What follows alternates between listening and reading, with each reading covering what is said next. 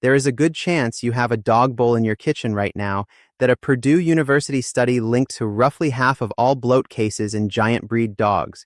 It was sold to you as the healthier option, better for their neck, better for their digestion, easier on aging joints. The largest study ever run on it found close to the opposite. And if your dog weighs more than 40 pounds, the next 6 minutes might be the difference between a normal Tuesday and the worst night of your life. The condition is called GDV, gastric dilatation-volvulus.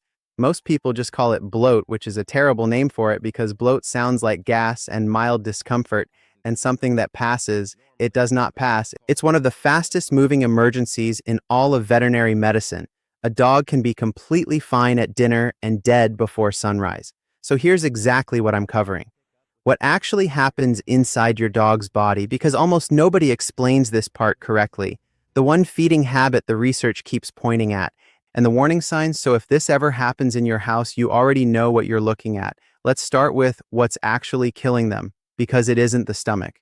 Why the stomach isn't what kills them. Here's the part most people get wrong. Stage 1, the stomach fills with gas and swells. That alone is survivable. That's dilatation. Stage 2 is where it turns. The stomach rotates on itself, and now it's sealed at both ends. Nothing in, nothing out. Your dog cannot burp it out. They cannot vomit it out. The pressure just climbs. And this is the detail that changes how you think about this whole thing. The stomach isn't what kills them. That swollen stomach presses against the largest vein in the abdomen, the one carrying blood back to the heart. So the heart keeps pumping, but there's less and less coming back to pump. Blood pressure collapses. Tissue starts dying. The stomach wall itself loses its blood supply and toxins start pouring into the bloodstream. Your dog doesn't die of a stomach problem. They die of circulatory shock. That's why it moves so fast, and it's why the clock matters more than almost anything else here. Which raises the obvious question, what starts it? Before I get to the cause, one thing that actually matters more than anything I'm about to say, I put together a one-page bloat emergency checklist, the warning signs in the order they appear, what to do in the first 60 seconds, and the questions to ask when you call the clinic. It's free, it's in the description, and it takes about 2 minutes to read. Print it, put it on the fridge. That's genuinely where it belongs. Now, the feeding habit. Nobody warned you about raised food bowls. For years, elevated feeders were recommended for exactly the dogs most at risk. Big dogs, deep-chested dogs, older dogs. The logic sounded reasonable. Less bending, less strain. Food travels down easier. Then researchers at Purdue ran a large study on large and giant breed dogs, and the numbers went the wrong direction. They estimated about 20% of GDV cases in large breeds and around 52% in giant breeds were attributable to eating from a raised bowl. 52% in the breeds that already die from this the most. And here's what makes it worse. A later evidence review looked at every study on this question. It found conflicting results, so nobody can call this settled science yet. But it also found something nobody talks about. Not one single study has ever shown that a raised bowl reduces bloat risk. Not one. So the entire reason these were recommended in the first place has no evidence behind it. And the only study that found a strong effect found harm. The habits that stack on top of it. The bowl isn't acting alone. Risk stacks. Feeding one large meal a day instead of 2 or 3 smaller ones. Higher risk. A dog that inhales food in 90 seconds. Higher risk. High-fat food, because fat slows how quickly the stomach empties. Higher risk. A nervous, anxious, high-strung temperament. Higher risk. And weight is not a small factor here.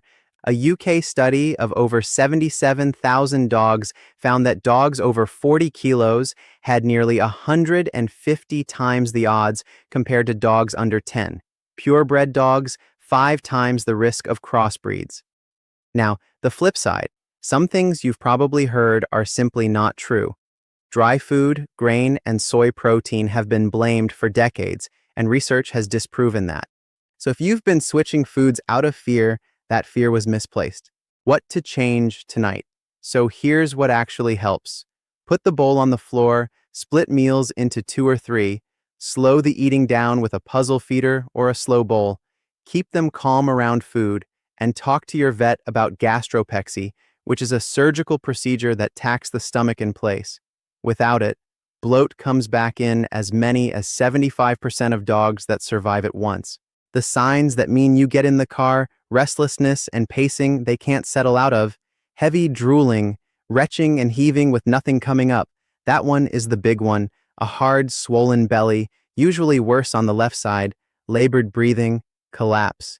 If you see the retching with nothing coming up, you're not waiting until morning, you're getting in the car. And one last number, because it's the hopeful one. In that same UK study of the dogs that went to surgery, 79% survived and went home. This kills fast, but it is survivable, and speed is almost the entire game. Move the bowl tonight. So move the bowl to the floor tonight, grab the checklist below, put it somewhere you'll actually see it. And if you want to know which everyday habits are quietly shortening your dog's life in ways nobody warns you about, watch this one next. Number 4 surprised me more than anything in this video.